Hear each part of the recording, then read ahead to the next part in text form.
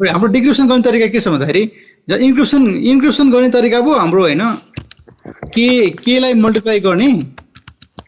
हैन के लाई मल्टिप्लाई के र हाम्रो प्लेन मल्टिप्लाई गरी मोड 26 सकिहाल्यो हैन हाम्रो इन्क्रिप्सन भनेको यो भइहाल्यो हैन सो डिक्रिप्सन भनेको के भन्दाखेरि के को इन्भर्स निकाल्ने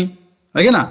अनि हाम्रो सिपोटेक्ससँग मल्टिप्लाई गर्ने के पनि फरक छैन है तर यसमा एउटा फरक कुरा के हो भन्दाखेरि के को इन्भर्स निकाल्ने कसरी भनेको म्याट्रिक्स इन्भर्स निकाल्नु पर्यो के हामीले हैन तिमीलाई कहिले एक्जाममा के भन्छौ भन्दाखेरि यो नै म्याट्रिक्स इन्भर्स हो भनेर दियो भने सजिलो छ गर्नु पर्दैन हैन डाइरेक्ट त्यसलाई मल्टिप्लाई गरे भइहाल्यो कहिले के पनि भनेन के मात्र दिएर म्याट्रिक्स दिनु तिमीले पहिला म्याट्रिक्स इन्भर्स निकाल्नु पर्छ अनि मात्र डिक्रिप्सन गर्ने हो के हैन तिमीलाई जुन के दिएको छ म्याट्रिक्स दिएको छ त्यहीबाट डिक्रिप्सन गर्न मिल्छ छैन यदि त्यो इन्भर्स म्याट्रिक्स हो भनेदेखि डाइरेक्ट सिपोटेक्ससँग मल्टिप्लाई गरिदेऊ आइहाल्यो यदि त्यो इन्भर्स म्याट्रिक्स होइन भनेदेखि त्यो इन्भर्स निकाल्नु पर्छ क्वेसनले भने हुन्छ है यो इन्भर्स म्याट्रिक्स हो कि होइन भनेर यदि हो भने हो भन्छ होइन भने के पनि भन्दैन के पनि नभन्नु पनि त्यो इन्भर्स म्याट्रिक्स होइन हैन सेल्फ पहिला इन्भर्स निकाल्नु पर्यो इन्भर्स निकालेपछि के गर्नु पर्यो भन्दाखेरि त्यसलाई हामीले के गर्नु पर्यो सिपोटेक्ससँग मल्टिप्लाई गर्नु पर्यो हैन अब इन्भर्स निकाल्ने कसरी र हाम्रो म्याट्रिक्स इन्भर्स भनेको डिटर्मिनेन्टको इन्भर्स इन्टु एडजोइन्ट अफ के निकाल्ने के एडजोइन्ट अफ म्याट्रिक्स भनेको यो जुन म्याट्रिक्स हामी के निकाल्छौँ भन्दाखेरि हैन के रे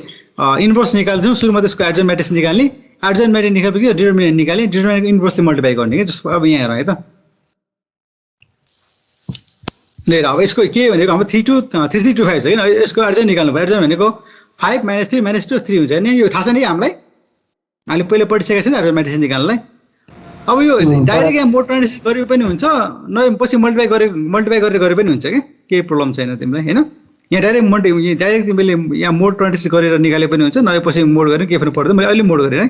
भन्छ किन मोड गरे भने हरेकपल्ट मोड गरे हुन्छ कि तर बेसिकली रुल के छ भन्दाखेरि हाम्रो मोड 26 भनेको 0 देखि 25 हैन हाम्रो अल्फाबेट भनेको 0 to 25 हो भने 0 भन्दा सानो 25 ठुलो अनबित्तिकै मोड लिइहाल्ने हो के भने नेगेटिभ नम्बरमा पनि मोड लिनु पर्यो अनि प्लस 25 भन्दा ठुलो नम्बर मोड लिनु पर्यो के अब यहाँ नेगेटिभ मोड लिनु पर्यो सबैको मोड लिनु पर्यो के पछि 5 मोड 26 भनेको 5 नै हुन्छ -3 मोड 26 भनेको 23 हुन्छ हामी पहिले पढिसकेका छ है -3 आयो त्यसमा जोड्ने त हुने हैन प्लस 26 जोड्ने हो 26 जोडेपछि के हो -3 + 26 भनेको 23 आयो हैन सिमिलरली -2 मोड 26 भनेको 24 र 3 मोड 26 3 आयो यति आयो हैन हाम्रो एडजोइन्ट म्याट्रिक्स चाहिँ 3325 को 5 23 24 3 आयो हैन अब डिटर्मिनेन्ट निकाल्न आउँछ नि हाम्रो हैन यो 5 त्यहाँ 15 मा 6 गर्ने हो 9 भइहाल्यो ठीक छ ल हेर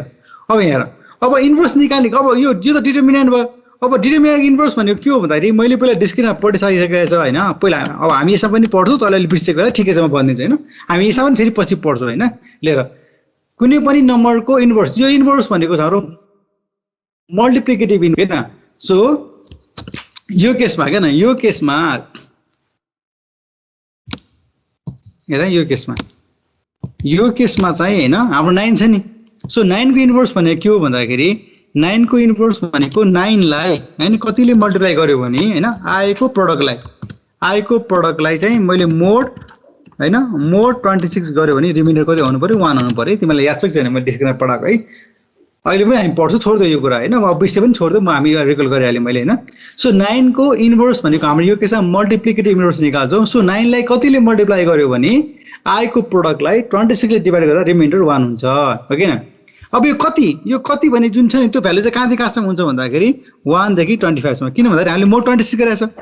वगैरह यसमा डिपेन्ड गर्छ के यो मोड n भनेको मिनिङ को त्यहाँ 1 देखि n - 1 हुनु पर्यो के भनेको यो 26 भएपछि के 1 देखि 25 सम्म हुनु पर्यो यदि 10 भए के हुन्छ 1 देखि 9 सम्म जानु पर्छ हैन त्यसैले अब यो हिट एन्ड ट्रायलै गरे हुन्छ एक्जाममा पनि हैन सानो नम्बर आउँछ ठुलो नम्बर आउँदैन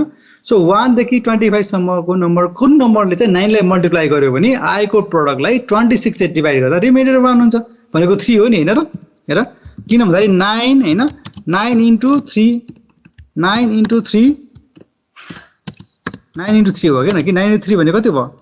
मोड 26 कति हुन्छ हेर त मोड 26 कति हुन्छ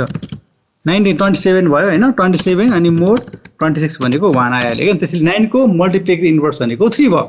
त्यसैले यो डिटर्मिनेन्ट अफ के भनेको 9 हो त्यसको इन्भर्स भनेको 3 हो हामी 3 ले मल्टिप्लाई गर्छौं नि अब सकिहाल्यो नि